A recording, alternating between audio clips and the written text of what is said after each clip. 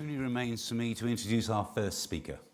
She chaired the teams which attempted to advise ministers on the content of the new English national curriculum and associated assessments. She has a first degree in psychology, a PGCE, an MA and a Dip Math Ed. Naturally, she's a certified maths teacher and an invited fellow of the IMA and the ISDDE. She is delighted to be the current president of the Mathematical Association. Lynne McClure is the first director of Cambridge Mathematics, coming to it from being the director of the prestigious Enrich project. Since her appointment in November 2014, she has worked with the governance group to define a manifesto and created the first draft of the Cambridge Mathematics Framework.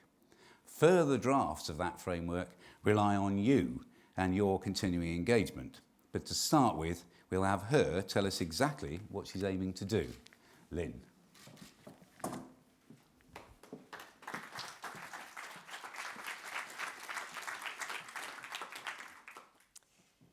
Thank you very much, Bene't, and may I add my welcome to all of you. It's really very pleasant and slightly daunting to have so many people in the audience that I know personally and whom I have a great deal of respect for. So to colleagues within the university, to colleagues within the UK, and to Egypt and South Africa, welcome. You heard from the VC that this is an aspirational and we hope inspirational programme. And I feel very privileged to be in this position. I should say that many people think that I probably ought to be certified, but it's not a certified maths teacher. I'm actually a chartered maths teacher, and hopefully there is a bit of a difference between the two. Frameworks, however, of course, come and go. There have been lots and lots of different frameworks. So what is different about this? I think it's an amazing opportunity to take time to reflect and to have the resources of the university in order to take time to produce something which is not at the whim of political expediency. And I think that that's something that I'm sure is true across the world, but seems to be maybe particularly true of the UK. So, 15 minutes I've got, otherwise Bene't will have my guts for garters.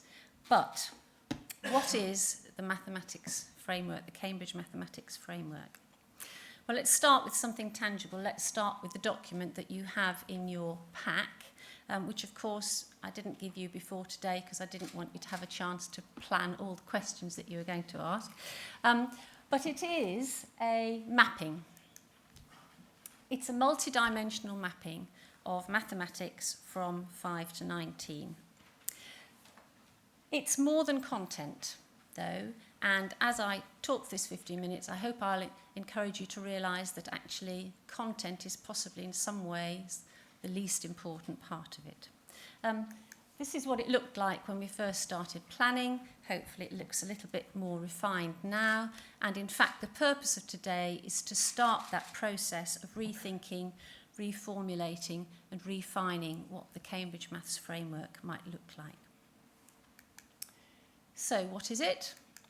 Well, it is an organising structure, and that's what it's for.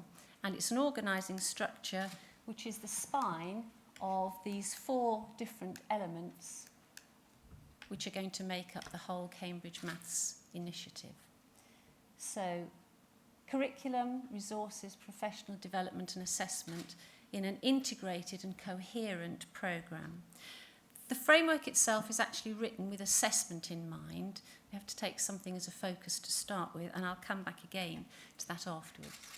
But we want to make it integrated and we want to make it coherent. We want to make each of the elements of Cambridge Maths a coherent and integrated process itself. We heard from South Africa, for example, how there seems to be a disconnect between some of the assessments. So we want things to be coherent within the elements, but we also want all of the elements to be coherent too.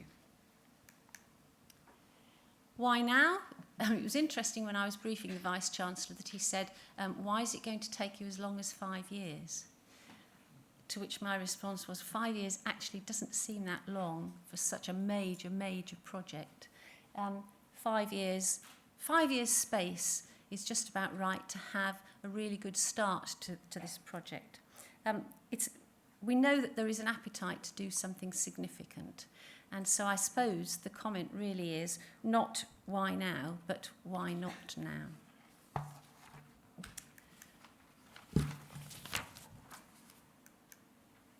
So why 5 years? Well, we have 4 guiding principles. And the first guiding principle is that wherever it is at all possible, we're going to base what we do on evidence and research. And so this will be a tangible outcome of getting to know what the research and the evidence base is. There's lots and lots of evidence and research done in education and in mathematics education. Quite often nothing actually comes of it. It's a learned paper. What we want to do is to look at the research and the evidence and to see what therefore the results of that would be, what the implications of that would be. We want to make sure that we collaborate. Yes, of course, it's much easier now that we have new technology to collaborate through video, through Skype and all the rest of it. But actually, it takes time to talk to people and to listen to people. When we talk about collaboration, we don't mean just winning hearts and minds. We actually mean listening to what other people have to say. Although there's a lot of expertise in the University of Cambridge, it's not only in the University of Cambridge, there's a lot of expertise both in the UK and internationally, and we need to learn from that. We want to make it integrated, so that means that although we're starting with something which is to do with assessment, we need to keep an eye on everything else at the same time. And again, there are natural rhythms for those, and we need to make sure that we understand how everything feeds into everything else.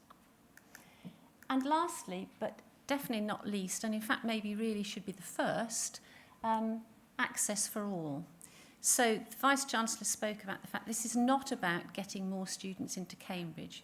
Cambridge's mission is to impact on the learning and have a social conscience really about learning and making learning better for everybody and more accessible for everybody. So what we want to do is to try to write a framework which helps students and learners across the world have access to a quality mathematics education at whatever level is appropriate. So what content and for what purpose? I said that this wasn't only a framework about content, but I'll come back to that in a moment. But actually, what content do we have? So you have an example in your packs of the sort of content that we think is appropriate. But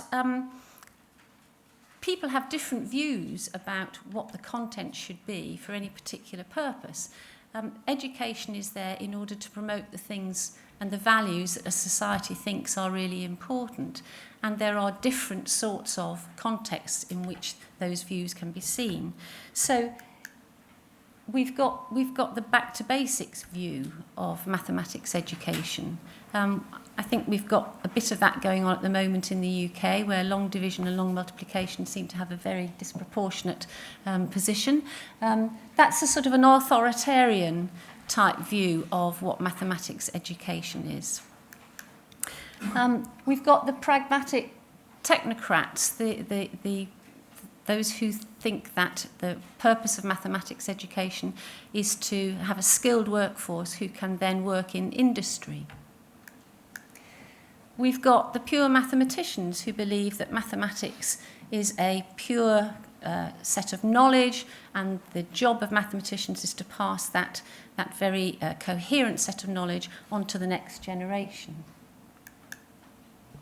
We've got the progressive view of mathematics education, where learning mathematics is something that impacts on students' own creativity and their confidence, a very child-centred view of what mathematics education is. And then we've got the sense of mathematics education, which is to produce a numerate citizen. And that's a really good example of fish and chip shop wasn't particularly numerate. So we think that there is an overlap in the content of all of those, but if you just specify the content, that's actually not enough to really get the depths of all the different aims that you might have for mathematics education. So we need some more dimensions. Jeff Waite worked with me at the very beginning, and we were looking at what is the way in which we might cut the content of mathematics. And we thought, well, let's start with PISA because there's a lot of research gone into PISA, and why shouldn't we look at what's going to be used in PISA 15? And we used those to start with, and actually we found that they didn't really help, partly because they're to do with numeracy rather than mathematics.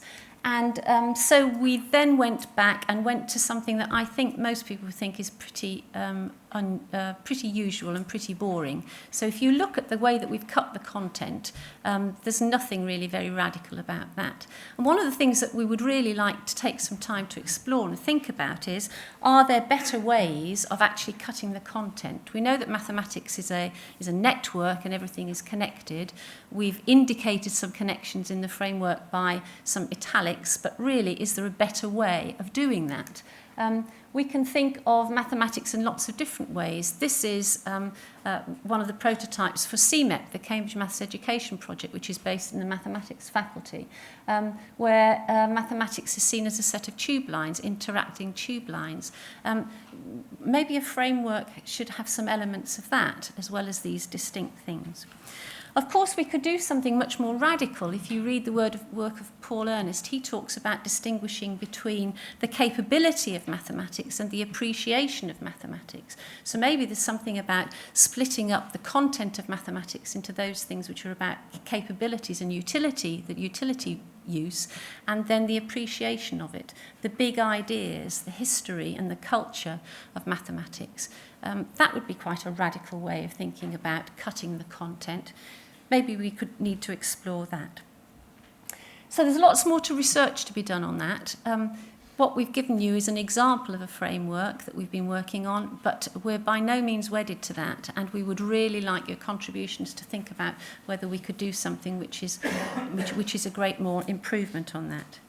Whatever we do, of course, is going to impact on the other elements of the framework. It's going to impact on assessment, it's going to impact on professional development and on the resources.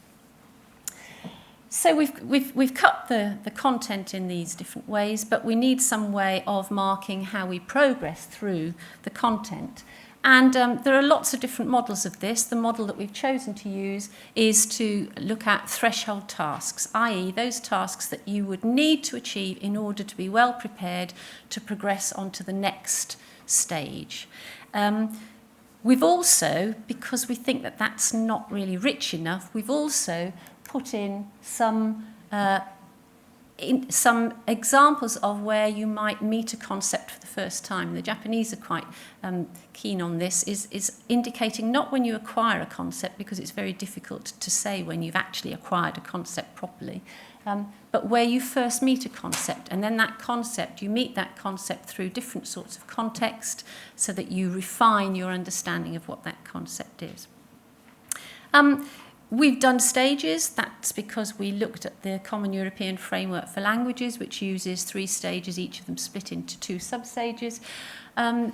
Is that the right thing to do? Most people seem to, the time when students move from one stage in education to the next seems to be more or less the same across the world, give or take a little bit.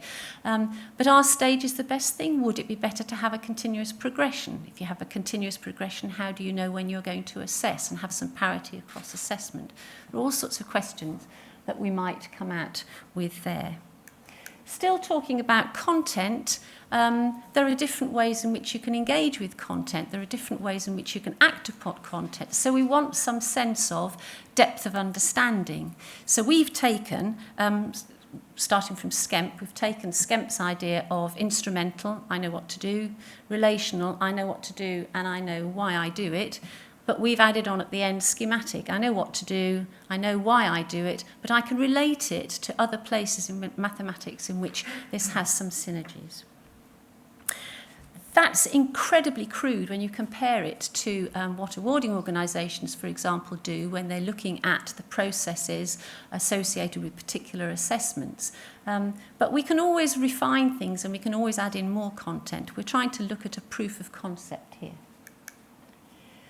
problem solving. Well, there's a problem with problem solving.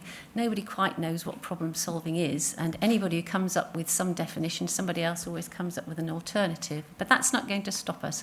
We're going to have a go at looking what problem solving really is. Problem solving is at the heart of mathematics. It doesn't have to be the modelling sort of problem solving where we're looking at external context.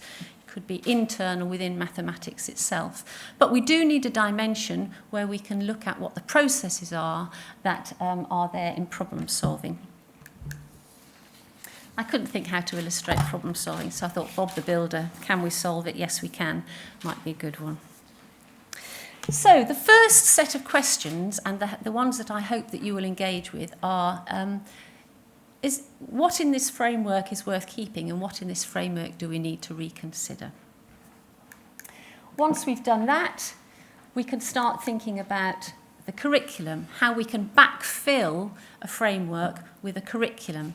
Well, of course, it won't be one curriculum because curricula exist for different purposes. There will be lots of different curricula that we can come to by going through different pathways through the framework. Resources. Well, goodness me, resources. I know Alison and Birgit are going to be talking this afternoon. Technology, we've talked a little bit about technology already, but technology has quite an impact, not only on the way in which we present the content, but also on the way that we construe the content itself. So when we're looking at resources, maybe that's going to be something that will change the order in which we look at the content and the order in which we present the content to our students. Have we got the right framework? Have we got the right model? Different curriculums for different purposes, and I know that the rest of our speakers are going to give us some food for thought on that. We haven't got very far with that in our thinking about the framework. It's taken us all our time to think about what the actual framework would look like. So, well, what's Cambridge about all of this then? I mean, anybody could do this, couldn't they? What's Cambridge about it? Well, okay, we're going to look at all of the evidence, we're going to look at the research, we're going to populate this framework, whatever it's going to look like. But that's not going to be neutral. We will be taking a value judgment on what we put in there. And the value judgment will come from triangulating our judgments amongst colleagues within the university, not only the four partners that you've seen already, but other interested people in the university, the physicists, the social scientists, the economists, etc. All of those will have a view on what is an appropriate mathematics education. People in other universities, other learned societies, and the maths education community in general, both within the UK and within the international community that we already know exists.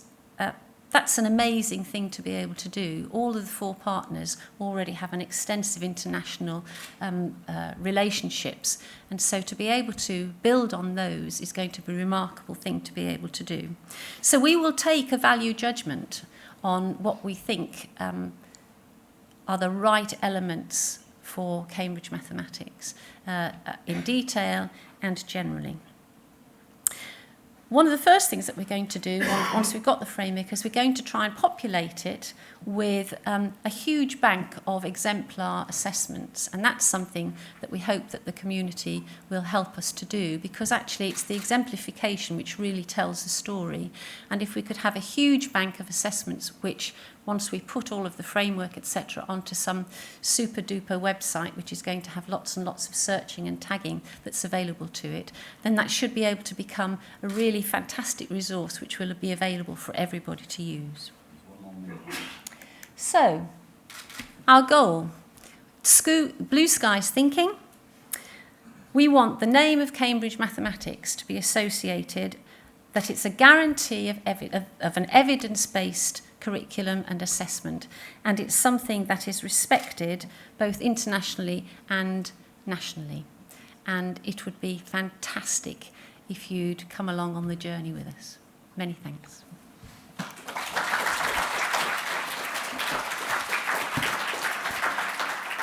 So, starting that conversation will be Margaret Brown, OBE, Emeritus Professor of Mathematics Education at King's College London. She taught in primary and secondary schools and trained teachers before moving into educational research, and she's directed over 20 research projects. related to the learning, teaching and assessment of mathematics in all phases of education. She's been a member of government committees on the mathematics curriculum and assessment, and has received the Royal Society Kavli Medal for contribution to research in mathematics education. No better person could start the process. Margaret.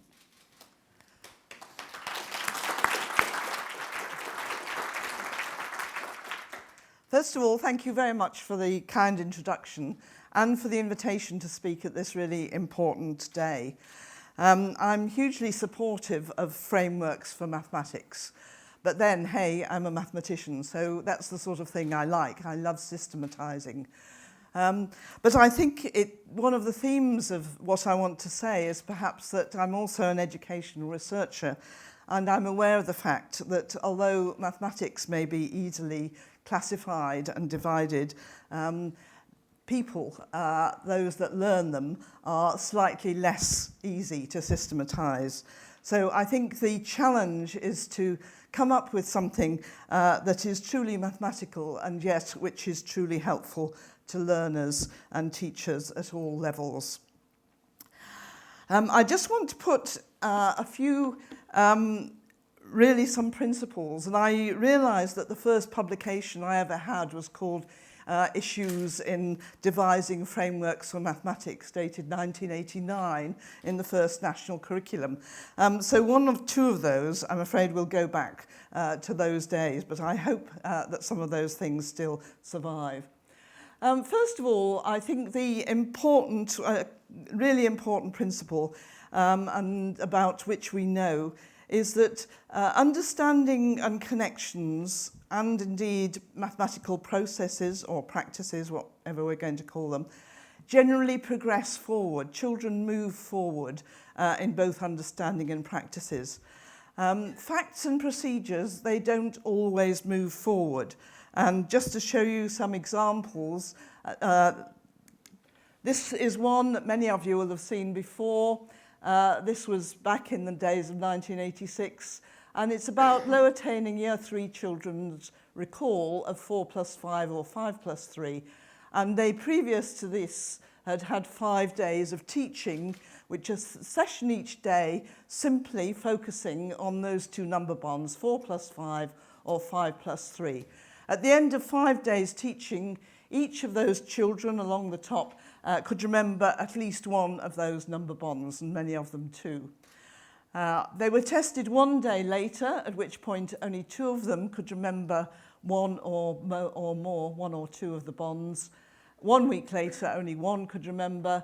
5 months later, nobody could remember either of them. 10 months later, then progress starts again, and 18 months later, everyone, all except 3 children, so it's not everybody, 4 out of the 7 are beginning to move forward. So I think we have to remember that mathematics learning doesn't always progress, that if it's learning of facts and algorithms, procedures, it might quite well move backwards as well. Another example, I looked up our data on adding fractions. The last time we had adding fractions in the primary curriculum, in most schools anyway, because it was before national curriculum. And we have some interesting results on the first 2 rule-based assessments, I suppose. We have the first one, a third plus a quarter, we have 54% in Year 7 getting it right, and it drops to 38, 35 before it starts to pick up again in Year 10. The second one is also in our new primary curriculum. And again, we have the same pattern, 43% in Year 7, then really dropping back to 25, 23, 24. And those are in contrast to 2 items that are focusing more on the understanding of fractions, which actually provide the basis for understanding the algorithms in the first 2 examples, where children move forward steadily, fairly steadily anyway, from Year 7 to Year 10. But perhaps at a lower level of success than you might expect. So the importance, I think, is what I'm trying to say, is the kind of interleaving of understanding, making connections, and of procedures that are so important in mathematics. Long-term learning, of course, of facts and procedures is also underpinned by that understanding, and especially the connections with actions and images. And again, a rather old slide, I'm afraid, but one of an evidence-based network on the left of number skills. This is going from the bottom of the picture on the left to the top of levels of difficulty of conceptually based. We called them strategies then, the names change. And I think just that it is possible to get a network that most children will conform to. All those lines in that first network show patterns of progress that were taken by at least 95% of the children assessed. However, it's worth pointing out, point I made earlier, on the right-hand side, this is the profile of an actual child who has most of those bottom-level conceptually based strategies. But just to point out, there's one on the far right there that it would appear both logically and psychologically that child must have gained in order to move on to the next one, and they still haven't. So there are always, I think, some surprises when we come to assess the children or the grown-ups or the adults themselves who are learning mathematics. So should our threshold assessment mainly assess understanding and application of key ideas, or should it mainly assess facts and procedures, or some mixture of the two? Can we easily classify questions as testing either facts and procedures or understanding? Or doesn't the balance depend on the state of the learner's knowledge? Is it possible to actually know how they've solved the problem? Third principle, developing connections takes time. We know this, it's one of the results of our research over many years, and it takes more time for some than for others.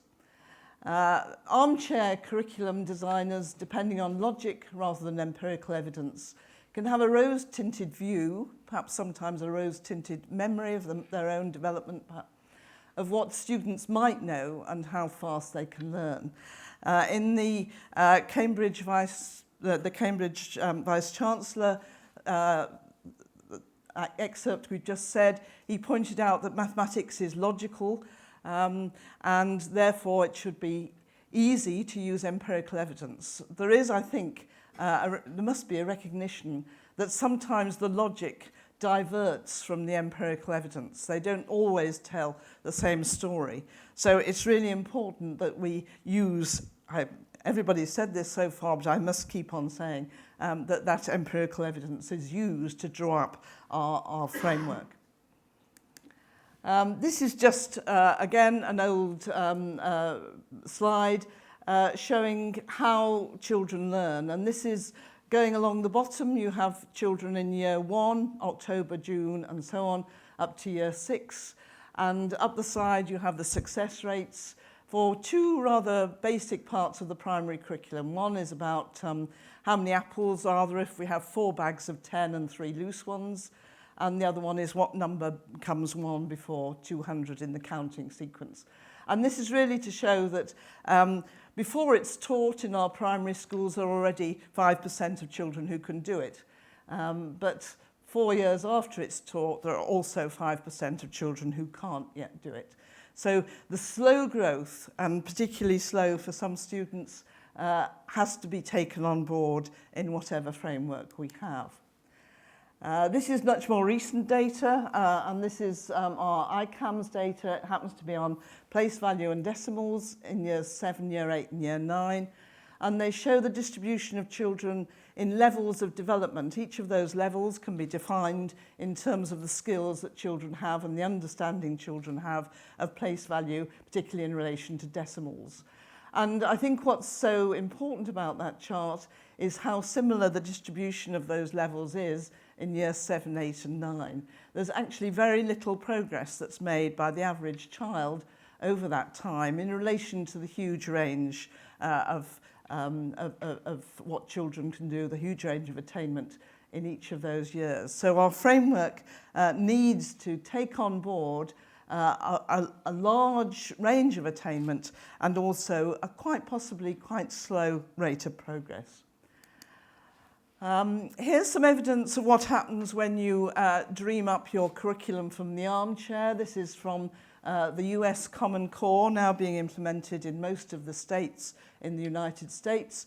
The first states to do it and to be assessed on it were New York City and New York State. And the testing began in 2013, and this is a curriculum on the curriculum for grades 3 to 8. Most of the rest of the country will follow their first testing this year. In the first testing, 30% in New York City, 31% in New York State passed maths, and that was down from 60 to 65%. In New York City, only 15% of African Americans and 19% of Hispanics passed. There were 9 schools with no passes at all. This is just a warning, I think, about armchair curricula. So, questions. Can we zoom in to describe empirically small progressive steps which lead to greater fluency in applications without leading to an over-detailed and fragmented curriculum?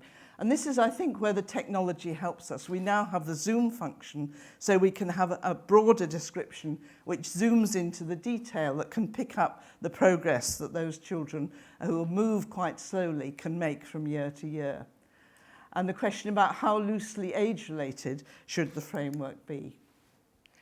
I'm not going to say very much about processes, practices, thinking skills, whatever we want to talk about them, only to note that we've never been terribly successful in frameworks with managing to put those in some sort of progression. And I guess Malcolm Swan, who's going to talk later, knows at least as much about it as anybody else. So I'm really not going to say any more about that.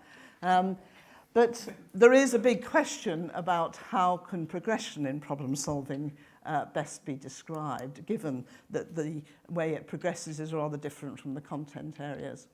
I'm just going to add a few minor quibbles. It's always tempting to mathematicians to pick up the detail. Isn't measurement always about numbers, but only sometimes about spatial quantities? Isn't logic a branch of maths and not just a mathematical practice? And should we be defining our processes, our practices, should we be identifying them with the stages of modelling? Finally, can we please do what we have been told in many of the slides we have seen so far, and have a curriculum that really looks forward to the realities of the mid-21st century, rather than backwards to the 19th, whatever they choose to do in Singapore and Shanghai. Could I just say that I'm very pleased to be supporting this movement to the framework. I'm particularly pleased that Lynne is in charge. I have had the privilege of working with her on 2 frameworks, I think, national frameworks so far, one of which, sadly, never quite made it to the statute books, and one of which, sadly, did. Thank you.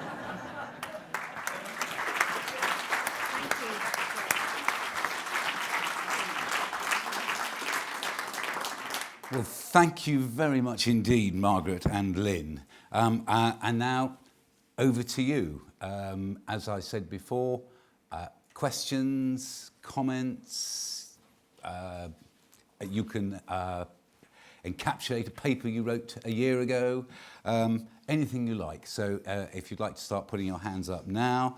The one thing that struck me was, and this may be the fault of Margaret looking back perhaps too much, but it occurred to me the number of slides you had which seemed to be repeating old truths. It looked a little bit, and I looked to the audience here, it looked a little bit that the more we go back, the further forwards we progress. That was just a sort of something that came out for me. Are we rediscovering old truths, or are we breaking new ground? That's a question for the audience.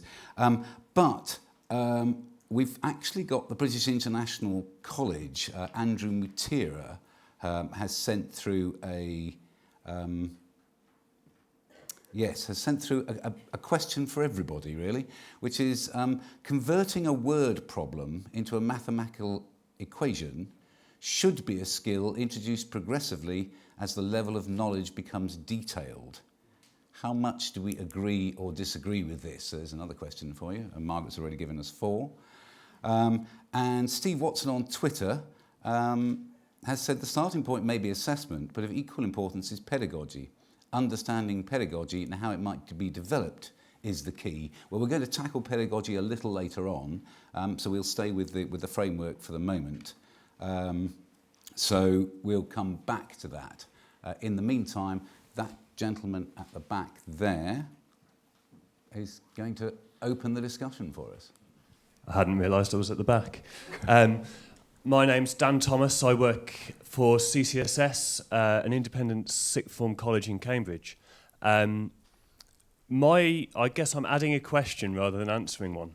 I find it immensely reassuring the level of expertise that you have collaborated with and that's in this room.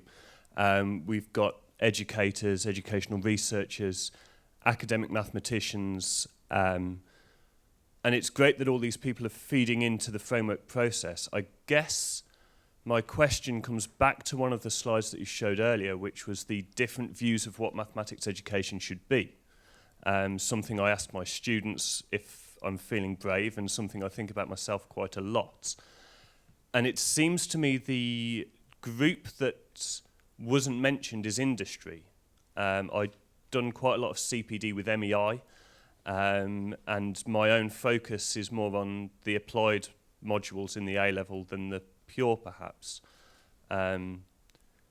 So for me, it's important that my students are going somewhere with this, that they're learning things that are going to be useful for them, both in academia, but also if they choose to go a different route, something that they're going to be able to apply in industry. Is there any collaboration taken place in that direction, I guess, is my question. Which I think is a question that you should perhaps address. So,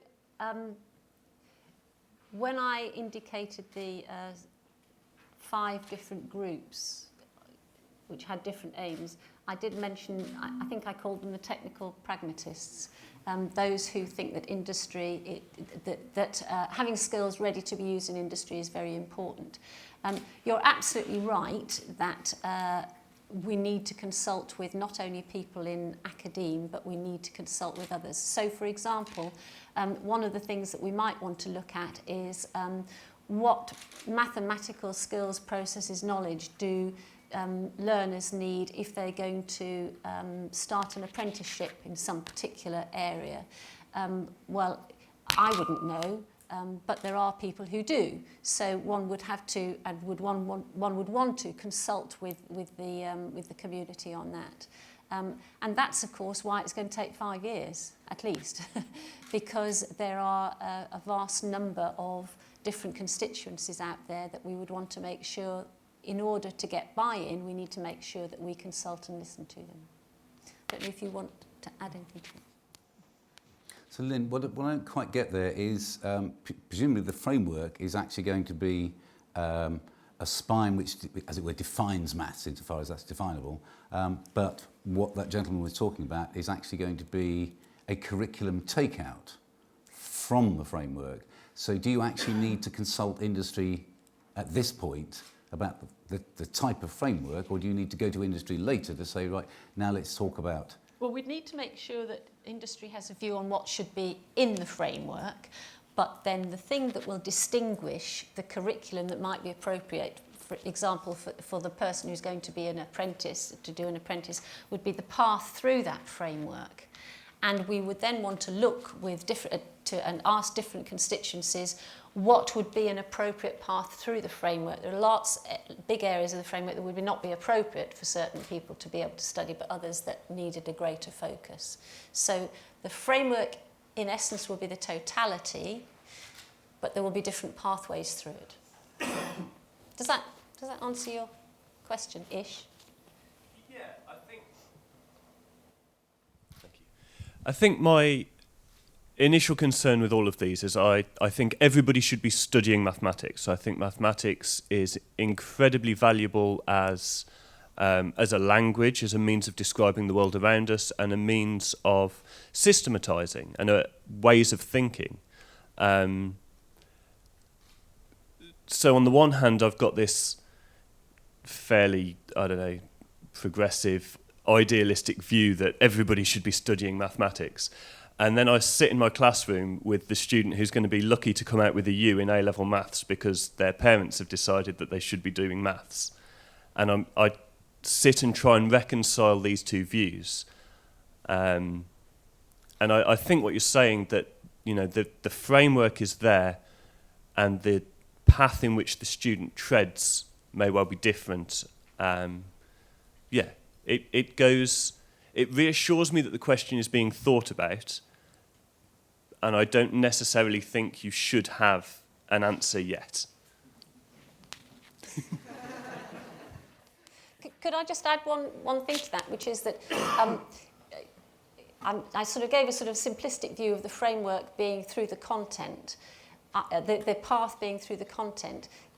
The content is only a two-dimensional thing. We've got all these other dimensions behind it. So actually the path through the framework will not only be through the content, but it might also be in the problem-solving skills that are needed and the depth of conceptual understanding that will be needed. So it's not just the content. Right. Can I move to South Africa? I think South Africa have a question from Graham Evans, Head of Maths at St John's College. Is he online? Yep, I'm here. Graham. Yeah, I really like the idea that Lynne alluded to of the idea of maths appreciation. Well, she spoke of maths appreciation versus the utility of maths. And I was just wondering whether that is something that we could build into assessments, just the appreciation of what they're doing. Chapter. And actually, I'm going to point at Tim Rowland because Tim has just edited a fantastic book in which Paul has a chapter. Tim, can I throw it to you? Because it's a very interesting idea, isn't it, to completely reconceptualise what the content of mathematics is into this whole idea of capability being the stuff that you need to know, but then the appreciation being, I think, what a lot of us think is what gives maths its richness. Tim Rowland, University of Cambridge. I'll sit down at this point. This feels like a test, Lynne, as to whether I know the content of the chapters in the book that I edited. Yes, certainly. Because the cameras have to catch you for the worldwide audience. Certainly. I mean, I think this question about competence against appreciation is one that has been a missed opportunity in the new core mathematics post-16, frankly. That not just it's particularly true in the modern world, but I think it's always been true that there's mathematics that we need to know in order to be able to do things, not least to pass mathematics exams, but also to be numerate citizens. But there's, if you like, a kind of cultural dimension to mathematics in that we live in a world in which there are and have been amazing mathematical achievements which are accessible to the ordinary person without detailed knowledge of the intricate details of it. And I would include in this, I mean, not just things like chaos theory and the like, and the kind of design of digital innovations and so on, but also historical aspects of the way mathematics has evolved over time. And I mean, one could liken it, it's a very crude distinction, to the distinction between English language and English literature. That in the second one is engaging in a kind of a cultural dimension. So I mean, I was noted your comment on that, Lynne, and would think it would be very profitable to explore this appreciation side, because until now it hasn't really happened. Could I add something to that? And of course, that's one of the fantastic things about the maths faculty being part of this partnership, is that if we're considering what mathematics we want to hand on to the next generation, then actually having the mathematics faculty on board is really, really important. Now, Egypt have a number of points to make, so just move to Egypt first and then come to the middle there. Egypt, you had a number of points. Yeah. Which question? Can we ask? Yes, you can ask, yes. Yeah. Go ahead.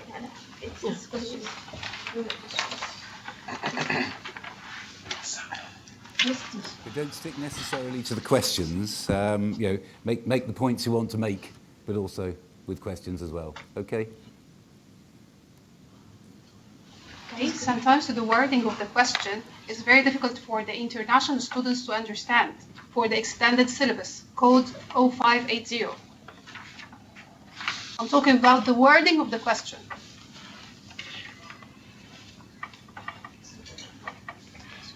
So I'm sorry. Bene't, I think that's a specific question about one of Cambridge International's qualifications, but the general point is that for international students whose first language is not English, the way the question is written can be a factor, not just the mathematical content of the assessment. Which presumably impacts on what Tim's just been saying about appreciation. Is appreciation is going to be much more about talking about maths rather than actually doing the practical application of maths. Is that right?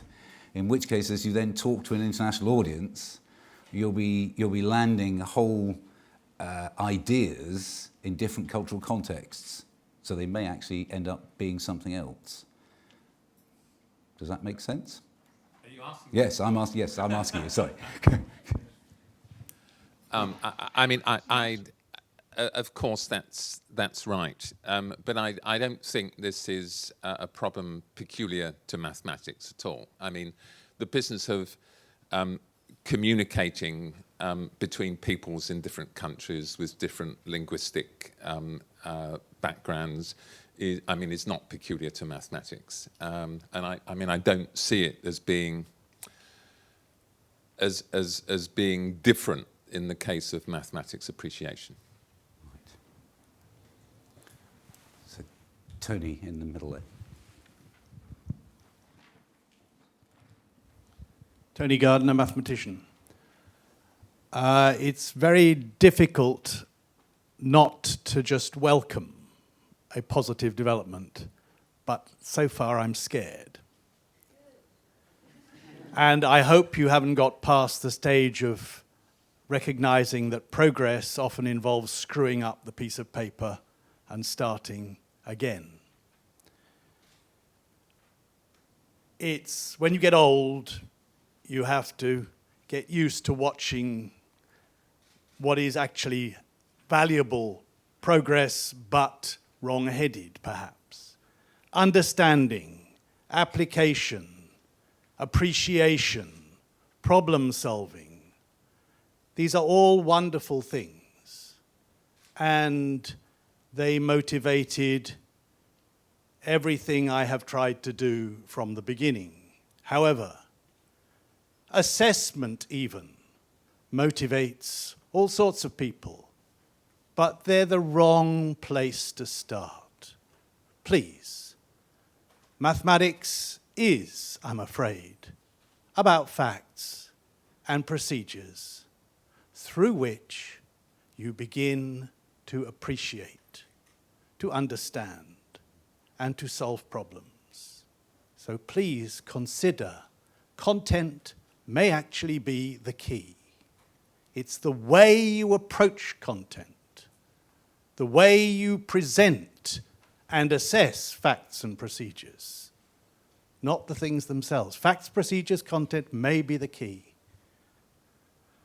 I think I should stop there before I say something. No, but it's woken them up at the back. Do you want to take the first of that, and then I'm going to ask everybody else, what do people think about that? I think that's a fair point to make. Yes. I think it's fantastic that you're here, Tony, and your humane curriculum.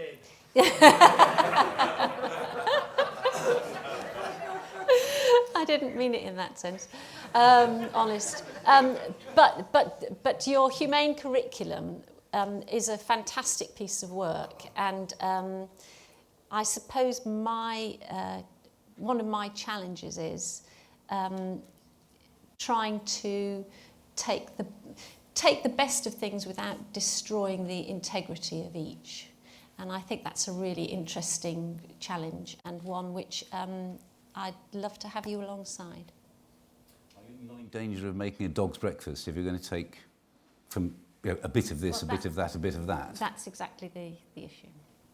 Right. I'm slightly surprised we haven't heard from pure mathematicians, because so far we've been, apart from... well, we seem to be very utilitarian to date.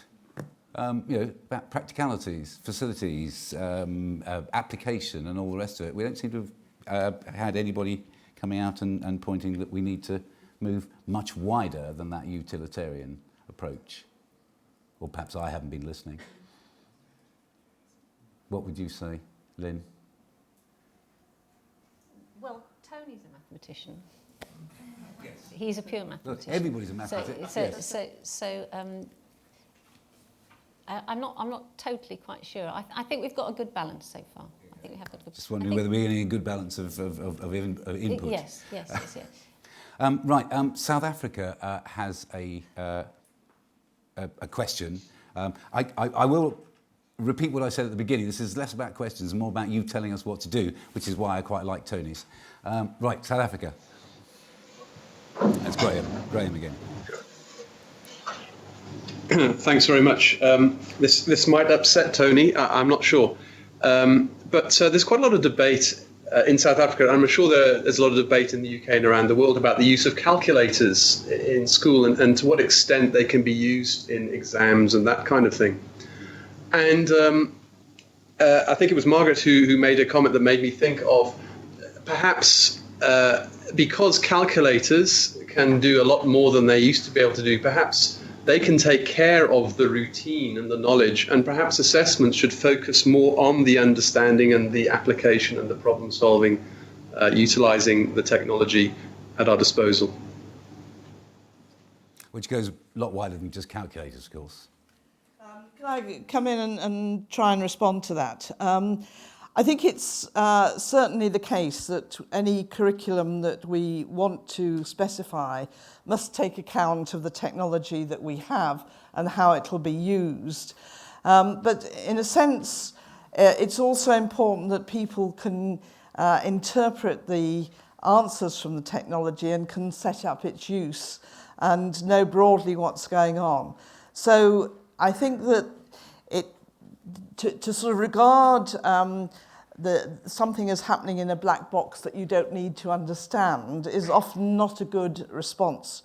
What we probably need to do is to say that we need more and more to have an understanding of what it is that calculators and computers are doing in a broad sense, but there's certainly no point becoming efficient in procedures that can be more efficiently done elsewhere.